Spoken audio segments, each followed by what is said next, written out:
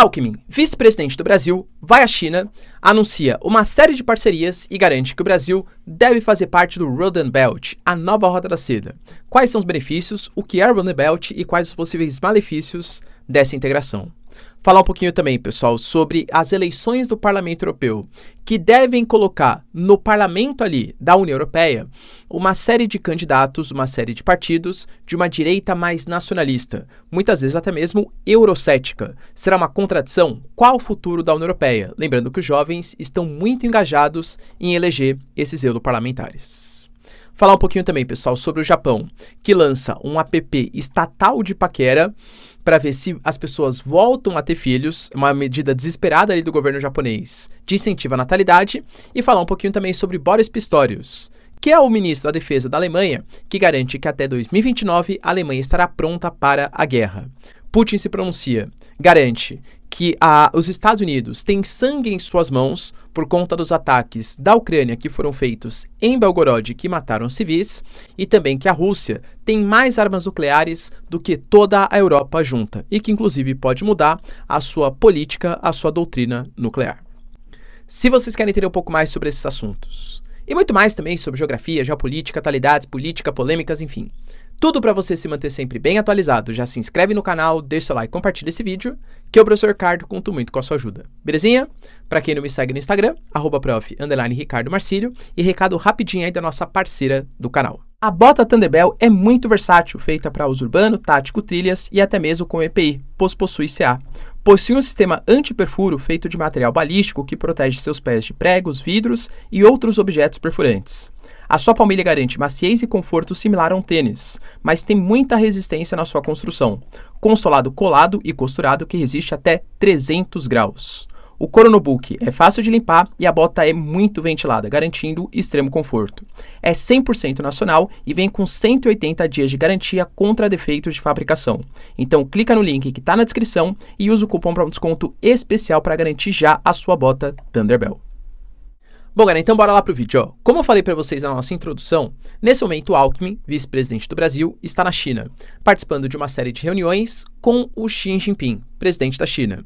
E ele garante, na verdade assim, né, ele fez uma série de elogios, a China também elogiou muito o Brasil, falando que os dois países têm mais ou menos os mesmos princípios geopolíticos.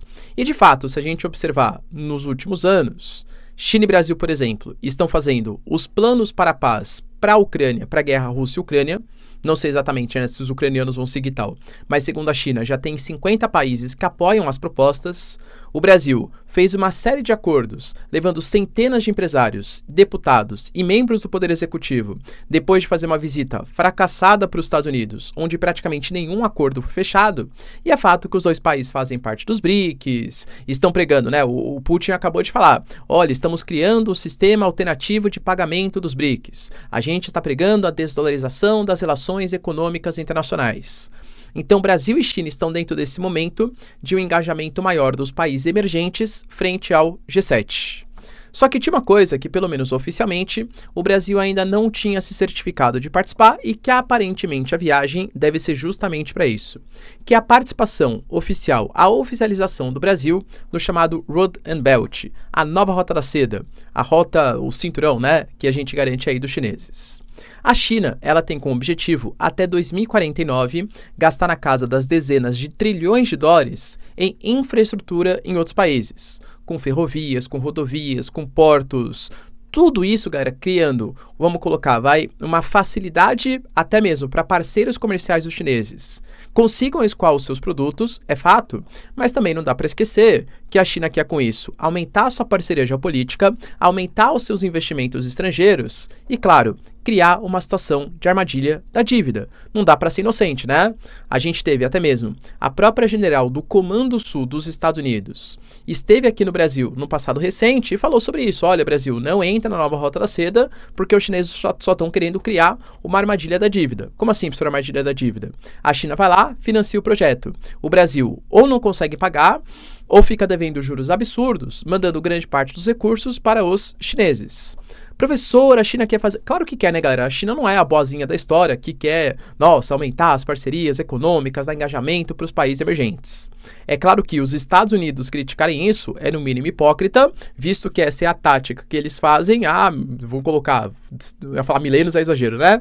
Mas pelo menos há décadas aí, principalmente com os países da América Latina. Não tem bonzinho na geopolítica internacional, tá? Mas, galera, convenhamos que se os chineses eles estão dispostos a fazer esses investimentos, ainda mais em gargalos econômicos que o Brasil tanto precisa, pô, galera, é sensacional, tá? Por exemplo, um dos planos é a chamada Rota Bioceânica, que vai conectar, galera, um porto aqui no Brasil ao porto possivelmente no Peru. Poxa, se o Brasil tiver uma conexão direta com o Oceano Pacífico, isso facilitaria muito o comércio, por exemplo, até mesmo com a China, com o Japão, com os tigres asiáticos, novos tigres asiáticos, Austrália, dentre outros países, tá? Então, assim, claro que é interessante. O que o Brasil tem que fazer é, da mesma maneira que não vai se endividar até o pescoço, perdendo parte da sua soberania, até mesmo econômica, com os americanos, não fazer isso também com os chineses. Mas fazer parte da nova Rota da Seda, cara, eu não vejo nenhum problema, tá? Tanto que, por exemplo, aqui na América do Sul, oficialmente nós temos Argentina, Chile, Bolívia, Equador, Peru e Venezuela que fazem parte. Galera, convenhamos que nem todos os países são de esquerda. O Equador, por exemplo, de Daniel Noboa, é um país de direita. E mesmo assim faz parte, porque a relação não é uma questão geopolítica necessariamente, uma questão política. É também uma questão econômica. Se os chineses estão dispostos a investir, sensacional. Que invistam, claro, desde que o Brasil mantenha a sua soberania. Lembrando que esse ano Brasil e China completam 50 anos de relações diplomáticas. E aí, pessoal, você é favorável à participação brasileira na nova Rota da Seda? Deixa aí nos comentários. Outra notícia, pessoal, que mexeu bastante com a geopolítica, está ligado às eleições do Parlamento Europeu. O Parlamento Europeu, ele é um parlamento que vai comandar, vamos colocar assim, vai criar leis, legislar toda a União Europeia, sendo que cada um dos países membros manda uma determinada quantidade de eurodeputados para o Parlamento Europeu, que varia de acordo com a população. É muito parecido com a nossa Câmara dos Deputados aqui, né? Então, São Paulo, Minas, Paraná, Rondônia, Roraima, todos os estados aí do Brasil mandam um determinado número de parlamentares para o Congresso Nacional, para a Câmara dos Deputados, e esse número vai variando de acordo com o tamanho da população. A Alemanha, como é o país mais populoso, é o que mais manda eurodeputados. Malta, por exemplo, que é um país pequenininho, manda pouco eurodeputados, né? E eles vão legislar, vão criar regras para toda a União Europeia. Nas últimas eleições que aconteceram lá em 2019, a gente teve um aumento, vamos colocar assim, de membros dos chamados Partidos Verdes. Partidos Verdes, que pensam muito na causa ambiental, porque naquele momento era o que mais engajava. E eu diria que hoje, pós-guerra Rússia e Ucrânia, em que depender tanto assim de gás natural, abandonar as energias nucleares, abandonar as termoelétricas a carvão, viu que não era uma coisa que trazia uma segurança energética tão grande assim para os europeus, existem outras pautas prioritárias. A gente está tendo consecutivamente protestos de agricultores que reclamam da extrema regulação, por exemplo, agrícola que existe na União Europeia, principalmente na Alemanha, na França, então nem se fala. A gente tem questões de críticas a essa burocracia excessiva da União Europeia, que tem um parlamento europeu, um sistema judiciário europeu, políticas migratórias comuns. Então, há uma reclamação de grande parte dos países, e isso é exposto pelos políticos que foram eleitos recentemente, como a Giorgia Meloni, como Geert Wilders, por exemplo, que são figuras muito mais nacionalistas. A gente tem, por exemplo, a gente não pode esquecer, por exemplo, para essas eleições, o Matteo Salvini, que é um membro super importante da Itália e que está junto com a Giorgia Meloni, ele fala, galera, a gente quer menos Europa, mais Itália. E isso é um papo que vem crescendo na França, partido da Marine Le Pen, por exemplo, né? Galera, com grandes candidatos aí favoritos, entende?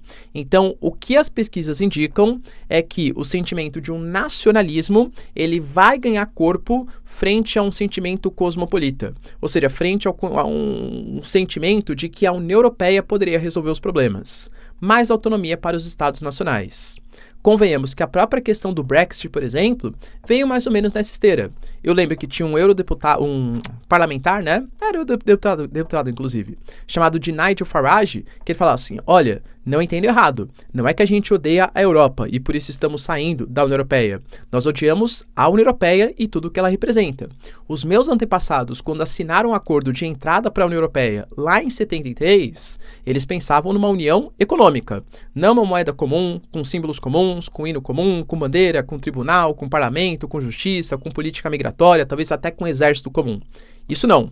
Então isso é uma coisa que vai crescer muito possivelmente nessas eleições do parlamento e que coloca em risco, claro, a própria ideia de União Europeia. A gente não pode esquecer que essa proximidade dos países europeus, ela vem muito numa esteira de tentar também fazer crescer geopoliticamente um bloco. Se a gente pegar, por exemplo, o que representa a Europa isoladamente cada um dos países, há uma fragilidade muito maior do que uma representação de 27 países como a própria União Europeia, tá? Então, há sim um risco. E eu diria que a participação dos mais jovens, vários países, tá, permitiram que jovens de 16 anos votassem, tende a fazer com que essa direita nacionalista engaje ainda mais. Por exemplo, eu vou pegar alguns símbolos aqui para vocês, tá? Vocês têm o Jorge Bardella, por exemplo, que é um político, galera, de 28 anos, que para vocês terem uma noção, o cara já tem mais de 1 milhão de seguidores lá na rede das dancinhas, né? Sabe o que eu tô falando? Não só das dancinhas, né? Mas é que a nossa plataforma não gosta muito de aparecer esse nome, tá? E que ele conta com 36% dos votos das pessoas de menos de 24 anos. E, aliás, esse monte de candidato na Itália, na Espanha, na Alemanha, na França, da Marine Le Pen, por exemplo, tá? Que tem essas políticas mais nacionalistas, de política anti-imigratória, de política de maior independência frente à União Europeia, é o que vem ganhando popularidade. E olha como as coisas mudam, né? Em 2019, em quem que os jovens mais apostavam? Nos partidos verdes. Hoje em dia, com a falta de segurança da Europa, com a Europa quase envolvida num conflito, ou se já está envolvida no conflito, com discursos como o do Macron, etc., os jovens pensam mais em nacionalismo, em aumento da segurança, dos gastos militares. E aí, galera, o que será do futuro da União Europeia com um possível crescimento dos eurocéticos no Parlamento Europeu? Outra notícia bem importante está relacionado ao governo japonês, principalmente de Tóquio e da sua região metropolitana. A gente sabe que o problema da natalidade é uma crescente ali no Japão. Para vocês terem uma noção, hoje a taxa de fecundidade está em 1,2. Isso quer dizer que a cada mulher em idade fértil, ela tem 1,2 filhos, ou seja, né, a cada 10 mulheres, 12 crianças. E para você manter estável a população, a gente fala de pelo menos 2,1. Um pai, uma mãe, filho 1, filho 2. Morre pai, morre mãe, você mantém a população. Esse 1,1 é por conta da mortalidade infantil. E alguns dados, eles são assim, galera, bizarros, tá? Você pega, por exemplo, o número de mortes que o Japão teve em 2023 tá na casa de 1,5 milhões. Isso é o dobro do número de nascimentos. E é uma coisa que preocupa não só o Japão, mas a Coreia do Sul, dentre outros países. O Japão, depois de tentar incentivar a natalidade com políticas de subsídios, incentivos fiscais e tal, agora está tentando uma medida um pouco mais concreta, pelo menos a região de Tóquio. Eles criaram um app, um aplicativo de paquera, para que você se candidate e por inteligência artificial você descubra quem é o seu eventual parceiro. Professor, conheço, né? Chama Tinder. Diferente, tá? Não vai ser igual ao Tinder. Segundo o Japão, esse novo aplicativo, ele vai ser... Não é para quem quer só dar uma curtida e tal, né? Enfim, a ideia é ter um relacionamento mesmo. Então, são pessoas que querem casar, mas não tem espaço, tempo. O Japão tem uma rotina de trabalho, né? Até culturalmente estafante. É uma coisa que muitos jovens reclamam, que não tem tempo de se relacionar, por conta do mercado de trabalho altamente competitivo, o número de divórcios aumentou, o número de casamentos caiu, então o governo japonês está subsidiando eventos entre solteiros para que eles se conheçam e um aplicativo em que você vai ter que colocar sua profissão, sua altura, sua renda, é quase um monte de documento ali para que a inteligência artificial descubra quem é o seu parceiro. Tudo na tentativa de incentivo da natalidade. Será, pessoal, que de fato os japoneses vão conseguir acertar nessa? Vai aumentar a natalidade do país? Eu desconfio que não. Outra notícia, pessoal, bem relevante, está ligado a Boris Pistorius. Para quem não sabe, ele é o ministro da Defesa da Alemanha e ele garante que a Alemanha está se preparando para a guerra. É algo que eu já comentei com vocês em outros vídeos e faço questão de reforçar, tá? A Europa, do ponto de vista tecnológico, tem das melhores tecnologias militares, é fato. O problema está em inventário, em quantidade, inclusive em número de militares mesmos. Se a gente for pegar, por exemplo, a Alemanha hoje, ela tem mais ou menos 180 mil militares, 181 mil e alguma coisinha. Ela já chegou a ter na década de 70, na década de 80, 500 mil militares. Desde 2011, por exemplo, a Alemanha ela não tem mais o serviço militar obrigatório e cada vez mais há um desinteresse da população alemã em fazer parte das Forças Armadas. Cara, e não necessariamente por conta do salário ou coisa que valha, mas por um ideário mesmo, né? Durante muito tempo, eu diria que desde a década de 90, pós-Nova Ordem Mundial, a Rússia não representava mais uma ameaça. Não existia mais uma grande ameaça internacional, um período belicoso como foi, por exemplo, durante a Guerra Fria. Agora tem, né? E por conta disso, o Boris Pistorius está querendo fazer uma renovação nas Forças Armadas da Alemanha, garantindo que nos próximos anos, ele fala até 2029, mas podendo estender até 2031, ele quer um aumento de pelo menos 75 mil novos militares. Além do que a Alemanha já está anunciando compra de caças, investimento em outros tipos de armamento, a Alemanha tem grande tecnologia, mas falta capacidade, falta inventário. O Boris Pistorius está cogitando, inclusive, talvez não voltar com serviço militar obrigatório, mas fazer algo meio termo, e não explicou exatamente como. Vai lançar um programa semana que vem sobre o assunto, inclusive, onde deve estar tudo muito bem explicadinho. Mas uma coisa que fica entre a obrigatoriedade do serviço militar e talvez um voluntariado. Como vai ser isso? Cara, convenhamos que é muito difícil saber, tá? Mas é fato também que ele fala do aumento da produção de armas. E nesse caso, não só da Alemanha, mas com uma política comum de toda a União Europeia. E pelas próprias palavras do Putin, olha que interessante, né, galera? Aliás, né, só antes da gente falar do Putin, olha que interessante. A Alemanha falando de estar pronta para a guerra até 2029. É algum tipo de informação privilegiada do serviço de inteligência da Alemanha? Por que exatamente essa data tão concreta? Outra notícia importante, também relacionado ao que o Putin falou e às necessidades do Boris Pistorius, está acerca da questão nuclear. O Putin, ele abriu o discurso, deixando bem claro, tá? Olha, eu não quero atacar a OTAN, eu não sou imbecil, inclusive com essas palavras, só que em russo, claro, né? Falando que a OTAN é extremamente poderosa. A Rússia não quer comprar briga com uma organização tão forte, mas que sabe que o uso de armas ocidentais pela Ucrânia em solo russo pode trazer prejuízos inimagináveis. O próprio Putin e a Maria Zakharova, por exemplo, já reclamaram de ataques que foram feitos em Belgorod e causaram a morte de crianças, mulheres, colocando que os Estados Unidos, que cederam as armas, têm sangue em suas mãos e que devem responder por isso. Cogitou-se, inclusive, colocar armas russas nos países inimigos, daqueles que estão cedendo armamentos para a Ucrânia. Na Coreia do Norte, no Irã, não dá para saber, tá? Que nem eu relatei para vocês, há a previsão que possam rolar exercícios militares conjuntos entre Rússia e Venezuela, no quintal dos Estados Unidos, né, América do Sul, e em Cuba já está definido, do dia 12 até o dia 17, um submarino nuclear, de propulsão nuclear, e 3 equipamentos marítimos, 3 embarcações militares, também realizarão treinamento em Cuba. Os Estados Unidos falam, imagina, não tem nenhum tipo de problema, né? A gente só vai ficar aqui um pouco esperto, mas que pode fazer os exercícios militares sem grandes preocupações. Mas é uma mostra do Putin que, olha, se vocês fornecerem armamentos, a gente pode fornecer também. Ele até respondeu e colocou que se de fato a Rússia ela tiver algum tipo de ameaça à sua integridade territorial, ele pode alterar a doutrina para permitir o uso de armas nucleares na Ucrânia e também em outros países, inclusive garantindo que a Rússia tem mais armas nucleares do que todo o continente europeu. E, cara, convenhamos, é verdade, tá? As estimativas indicam que a Rússia tem hoje cerca de 5.580 ogivas, sendo que no ápice ela chegou a ter 40 mil ogivas nucleares. Então fez mais uma ameaça, principalmente contra a Europa.